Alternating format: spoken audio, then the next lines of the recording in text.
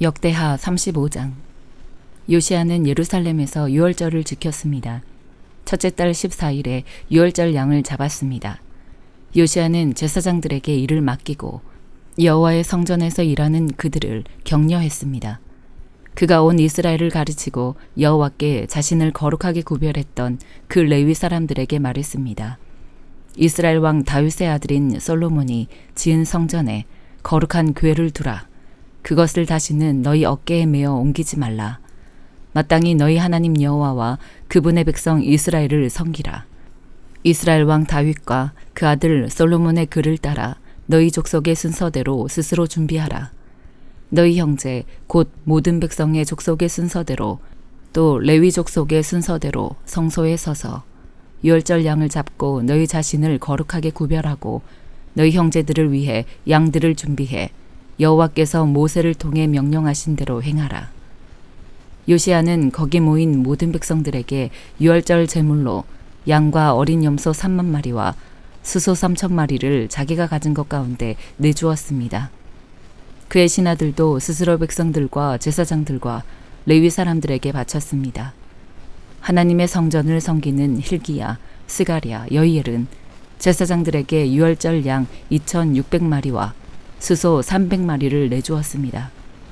또한 레위 사람들의 지도자들인 고나냐와 그 형제들인 스마야와 느다넬, 또 하사비야, 여히엘, 요사밧은 유월절 제물로 양 5,000마리와 소 500마리를 레위 사람들에게 주었습니다. 예배가 준비되자 제사장들과 레위 사람들은 왕의 명령에 따라 자기 자리에 섰습니다. 유월절 양을 잡아서 제사장들은 그 피를 받아 뿌렸고 레위 사람들은 잡은 짐승의 가죽을 벗기고 번제물을 옆으로 옮겨 모세의 책에 기록된 대로 백성들의 족속의 순서에 따라 모두 여호와께 드릴 수 있도록 했습니다. 그들은 소도 그렇게 했습니다. 그들은 유월절 양들을 정해진 대로 불에 굽고 거룩한 예물들은 속과 가마와 냄비에 삶아 모든 백성들에게 곧바로 나눠 주었습니다. 이후에 그들은 자신들과 제사장들을 위한 준비를 했습니다. 아론의 자손인 제사장들은 밤이 될 때까지 번제물과 기름을 드렸습니다. 그리하여 레위 사람들은 자기들과 아론의 제사장들을 위해 준비를 했습니다. 아삽의 자손인 노래하는 사람들은 다윗과 아삽과 헤만과 왕의 성견자 여두둔이 명령한 곳에 있었습니다. 각 문을 지키는 문지기들은 자기 자리를 떠나지 않았습니다. 그의 형제 레위 사람들이 그들을 위한 준비를 했기 때문입니다. 그날 이렇게 여호와를 섬기는 모든 일이 잘 준비돼 요시야 왕이 명령한 대로 유월절을 지키고 번제물을 여호와의 제단에 드렸습니다. 거기 모인 이스라엘 백성들은 유월절을 지키고 이어서 7일 동안 무교절을 지켰습니다. 이렇게 유월절을 지킨 것은 예언자 사무엘의 시대 이래로 이스라엘에서 한 번도 없었습니다. 그리고 이스라엘의 어떤 왕도 요시야가 제사장들과 레위 사람들과 예루살렘 백성들과 거기 모인 온 유다와 이스라엘 사람들과 함께 지킨 그런 유월절을 지킨 적이 없었습니다. 이 유월절은 요시야가 다스리던 18년에 지켰습니다. 이 모든 일 후 곧 요시야가 성전을 잘 정돈한 뒤에 이집트 왕 느고가 유프라테스 강가에 있는 갈그미스를 치려고 올라왔습니다. 요시야는 그를 맞아 싸우러 나갔습니다. 느고는 요시야에게 사람을 보내 말했습니다. 유다 왕이여, 왕과 내가 무슨 상관이 있겠소? 내가 이번에 치려는 것은 왕이 아니라 나와 싸우는 그 족속이요. 하나님께서 나로 속히 하도록 명령하셨소. 하나님께서 나와 함께 계시니 하나님을 막는 짓을 멈추시오. 그래야 하나님께서 왕을 멸망시키지 않으실 것이요. 그러나 요시야는 물러나기를 싫어하고 그와 싸우기 위해 변장했습니다. 요시야는 느고가 하나님의 명령으로 한 말을 듣지 않고 그와 싸우러 무기또 평지로 나갔습니다. 싸우는 가운데 활 쏘는 사람들이 요시야 왕을 쏘아 맞췄습니다. 요시야는 자기 신하에게 말했습니다. 내가 많이 다쳤으니 나를 데려가라. 신하들은 왕의 전차에 있던 요시야를 다른 전차에 옮겨 태우고 예루살렘으로 모셔왔지만 요시야는 예루살렘에 이른 후에 죽었습니다. 요시야는 자기 조상들의 무덤에 묻혔고 온 유다와 예루살렘이 그를 위해 슬퍼했습니다. 예레미야는 요시야를 위해 슬퍼하는 노래를 지었고 오는 날까지 모든 노래하는 남자들과 여자들이 이 슬픈 노래로 요시야를 기리고 있습니다. 이 노래들은 이스라엘에 지금까지 내려오며 가사는 애가 가운데 적혀 있습니다. 요시야가 다스리던 나머지 일들과 여호와의 율법에 기록된 대로 행한 모든 선한 일과 그의 업적은 처음부터 끝까지 이스라엘과 유다의 왕들의 역사책에 적혀 있습니다. 요한계시록 21장. 그리고 나는 새 하늘과 새 땅을 보았습니다. 처음 하늘과 처음 땅이 사라지고 바다도 더 이상 존재하지 않았습니다.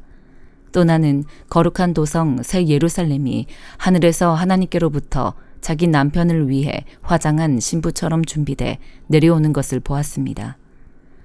그리고 나는 보좌에서 큰 음성이 말씀하시는 것을 들었습니다. 보아라, 하나님의 장막이 사람들과 함께 있으니 그분께서 그들과 함께 거하실 것이다. 그들은 그분의 백성이 되고 하나님께서 친히 그들과 함께 계실 것이다. 그들의 눈에서 모든 눈물을 닦아주실 것이며 더 이상 죽음이 없고 다시는 슬픔이나 우는 것이나 아픈 것이 없을 것이다. 이는 처음 것들이 지나갔기 때문이다. 그때 보좌에 앉으신 분이 말씀하셨습니다. 보아라, 내가 만물을 새롭게 한다. 그는 또 말씀하셨습니다. 이 말들은 신실하고 참되니 너는 기록하여라. 그는 또 내게 말씀하셨습니다. 다 이루었다. 나는 알파요 오메가이며 시작과 끝이다. 내가 목마른 사람에게 생명수 샘물을 값없이 줄 것이다. 이기는 사람은 이것들을 상속할 것이며 나는 그의 하나님이 되고 그는 내 아들이 될 것이다. 그러나 두려워하는 사람들, 신실치 못한 사람들, 가증한 사람들, 살인한 사람들, 음행하는 사람들, 점술가들, 우상 숭배하는 사람들, 모든 거짓말쟁이들은 불과 유황이 타는 못에 던져질 것이다. 이것이 둘째 사망이다. 마지막 7 재앙을 담은 7 대접을 가진 7 천사 가운데 하나가 내게 와서 말했습니다.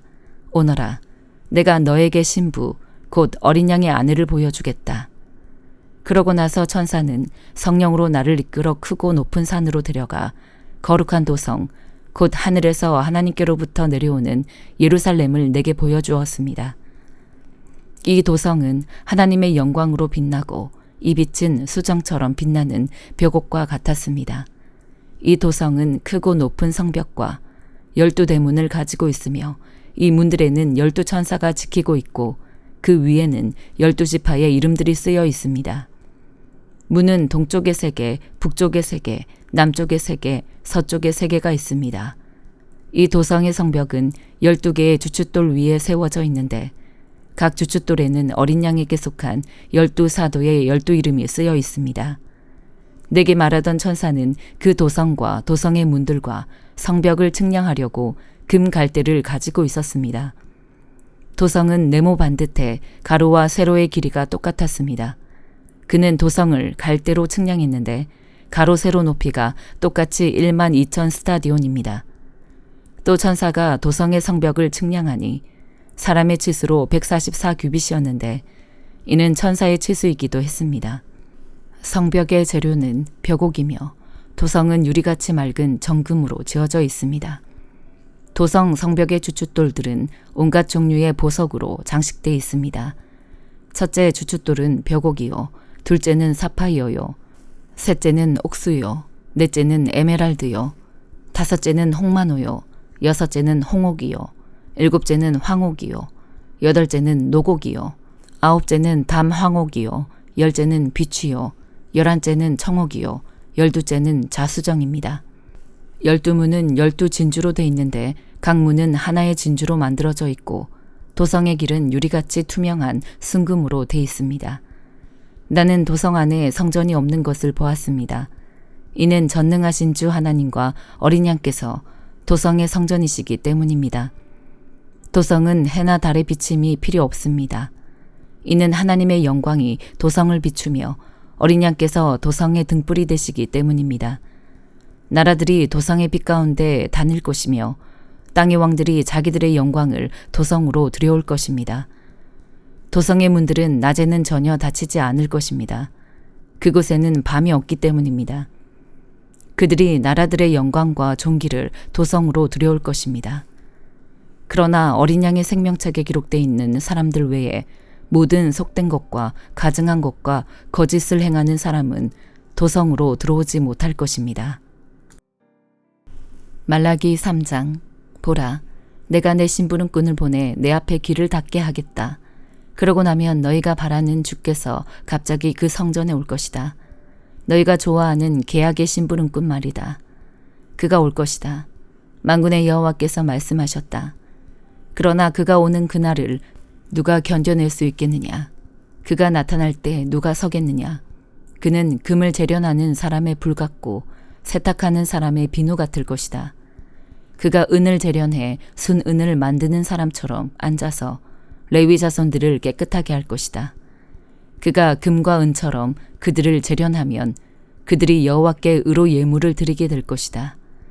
그러면 유다와 예루살렘의 제물들이 예전처럼 곧 옛날처럼 여호와께서 기뻐하실 만한 것이 될 것이다. 그러므로 내가 심판하기 위해 너희에게 가까이 나아가겠다. 마법사들, 간음하는 사람들, 거짓 증언하는 사람들, 그리고 일꾼의 품삯을 척취하고 과부와 고아를 압제하고 이방 사람의 권리를 박탈하면서도 나를 경외하지 않는 사람들에 대해 즉시 증인이 되겠다. 만군의 여호와께서 말씀하셨다. 나 여호와는 변하지 않는다. 그러니 야곱의 자손들아, 너희는 멸망하지 않는다. 너희 조상들의 때부터 너희는 내 규례에서 떠나 지키지 않았다. 내게 돌아오라. 그러면 나도 너희에게 돌아가겠다. 만군의 여호와께서 말씀하셨다. 그러나 너희는 우리가 어떻게 해야 돌아갈 수 있습니까? 라고 말하는구나. 사람이 하나님의 것을 훔칠 수 있을까?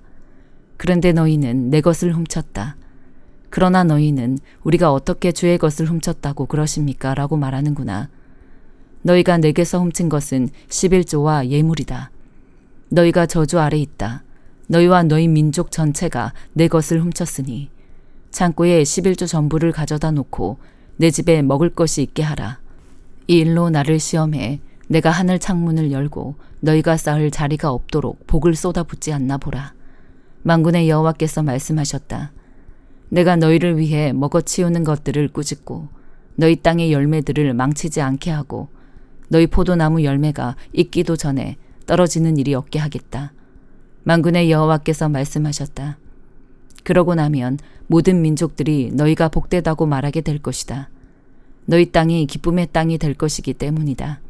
만군의 여호와께서 말씀하셨다. 여호와께서 말씀하셨다. 너희가 내게 불손한 말을 했다. 그러나 너희는 우리가 무슨 말을 했다고 그러십니까? 라고 말하는구나. 너희는 말하기를 하나님을 섬기는 것은 쓸데없는 일이다. 우리가 그분의 명령을 지키고 만군의 여호와 앞에서 슬픈 사람들처럼 왔다 갔다 한다고 해서 무슨 이득이 있느냐. 그러고 보니 우리가 교만한 사람들에게 복이 있다고 해야 한다. 악한 사람들은 번성하고 또 하나님께 도전하는 사람들은 화를 입지 않는다라고 말했다. 그때 여호와께서는 여호와를 경외하는 사람들이 서로 말하는 것을 귀 기울여 들으셨다. 여호와를 두려워하고 그분의 이름을 존중하는 사람들을 여호와 앞에 있는 기억의 두루마리에 기록하셨다. 만군의 여호와께서 말씀하셨다. 그들은 내 소유이다. 내가 행동할 그날에 그들은 특별한 내 소유가 될 것이다. 사람이 자기를 섬기는 아들을 아끼는 것처럼 내가 그들을 아낄 것이다. 그때 너희는 다시금 의인들과 악인들, 하나님을 섬기는 사람들과 섬기지 않는 사람들을 구별하게 될 것이다. 요한복음 20장. 그 주간의 첫날 이른 새벽, 아직 어두울 때에 막달라 마리아가 무덤에 가서 보니 무덤 입구를 막았던 돌이 치워져 있었습니다. 마리아는 시몬 베드로와 다른 제자, 곧 예수께서 사랑하시던 제자에게 달려가서 말했습니다. 사람들이 주의 시신을 무덤 밖으로 가져다가 어디에 두었는지 모르겠습니다. 그리하여 베드로와 다른 제자가 무덤으로 향했습니다. 두 사람이 함께 달려갔는데 베드로보다 다른 제자가 앞서 달려가 먼저 무덤에 이르렀습니다. 그 다른 제자가 몸을 굽혀 안을 살펴보았는데 고운 삼배만 놓여 있는 것을 보았으나 무덤 안으로 들어가지는 않았습니다. 그때 뒤따라온 시몬 베드로가 도착해 무덤 안으로 들어갔습니다. 그가 들어가 보니 고운 삼배가 놓여 있고 예수의 머리를 감싸던 수건은 고운 삼배와 함께 있지 않고 따로 개켜져 있었습니다. 그제야 무덤에 먼저 도착한 그 다른 제자도 안으로 들어가서 보고 믿었습니다. 그들은 아직도 예수께서 죽은 사람 가운데서 살아나야 한다는 성경을 깨닫지 못하고 있었습니다. 그러고 나서 제자들은 자기들의 집으로 돌아갔습니다. 그러나 마리아는 무덤 밖에 서서 울고 있었습니다. 마리아가 울다가 몸을 굽혀 무덤 안을 들여다보니 흰옷을 입은 두 천사가 예수의 시신이 있던 자리에 앉아 있었는데 한 천사는 머리맡에 또 다른 천사는 발치에 있었습니다. 천사들이 마리아에게 물었습니다. 여인아, 왜 울고 있느냐? 마리아가 천사들에게 대답했습니다. 사람들이 내 주를 가져다가 어디에 두었는지 모르겠습니다. 이 말을 한 후 마리아가 뒤를 돌아보았을 때 예수께서 거기 서 계셨습니다. 그러나 마리아는 그분이 예수이신 줄은 깨닫지 못했습니다. 예수께서 마리아에게 말씀하셨습니다. 여인아, 왜 울고 있느냐? 네가 누구를 찾고 있느냐? 마리아는 그 사람이 동산지기인 줄 알고 말했습니다. 주여, 당신이 그분을 옮겨 놓았거든 어디에다 두었는지 말해 주십시오. 그러면 내가 그분을 모셔가겠습니다. 예수께서 마리아에게 마리아야 하시자 마리아가 돌아서서 히브리어로 라보니 하고 말했습니다. 이 말은 선생님이라는 뜻입니다. 예수께서 마리아에게 말씀하셨습니다. 나를 만지지 마라. 내가 아직 아버지께 올라가지 못했다. 너는 내 형제들에게 가서 내가 내 아버지 곧 너희 아버지 내 하나님 곧 너희 하나님께로 올라갈 것이다 라고 말하여라. 막달라 마리아는 제자들에게 가서 주를 보았다는 것과 예수께서 자기에게 하신 말씀을 전해 주었습니다.